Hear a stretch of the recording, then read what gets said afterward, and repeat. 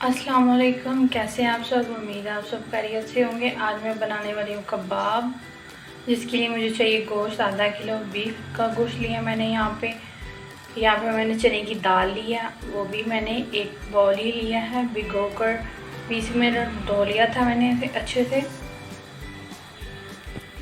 यहाँ पे मैंने लिया है टमाटर, 2 हरे रंग के लिए मैंने, ज़्यादा रेड नहीं लेने। हरी मिर्च ली है मैंने, तकरीबन 3 से 4 हैं। इन्हें भी बस रफ़ चॉप किया है। हरी प्याज ली है मैंने। और यहाँ पे मैंने लिया ज़ीरा, 1 टेबलस्पून। दालचीनी मैंने लिया 3-4 स्टिक्स छोटी छोटी ली है। 1 बादियान का फूल लिए, 3 लाल गोल मिर्च लिए हैं, 2 बड़ी इलायची ली है, 1 करी पत्ता लिया है, 4 लौंग लिए हैं। यहाँ पे मैंने लिया है लाल मिर्च ½ टीस्पून, हल्दी ½ टीस्पून और नमक 1 टीस्पून। यहाँ हस्बे ज़रूरत भी आप डाल सकते हैं, ज़्यादा या कम। यहाँ पे मैंने रोज़मेरी लीव्स ली हैं। इसका ये फ़ायदा होता है कि ये ना, जब भी आप बीफ या फिर कुछ ऐसा गोश्त वगैरह, सालन या कबाब वगैरह बनाएं उसमें डालें तो उससे टेस्ट बहुत अच्छा आता है। यहाँ पे मैंने प्याज ली हैं, बहुत बारीक चॉप कर लिया था। और यहाँ मैंने गरम मसाला लिया है 1 टीस्पून। यहाँ पे मैंने कुकर में पहले गोश्त और फिर दालें डाल दी। अब इसमें मसाले ऐड कर लेंगे।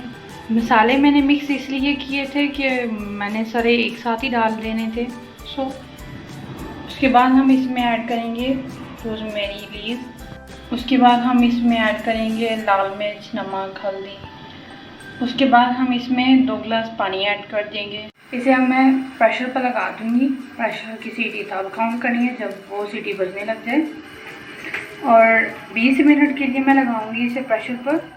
कि आप देख रही हैं, मैंने दाल और गोश्त बिल्कुल अच्छे से गल गया था। मैंने इन्हें चॉपर में डालकर बिल्कुल बारीक सा कर लिया है, बिल्कुल बारीक इसका टेक्सचर है। और हमने प्याज नहीं ऐड किया था, प्याज हम अब ऐड करके इन दोनों को अब दोबारा मिक्स कर लेंगे।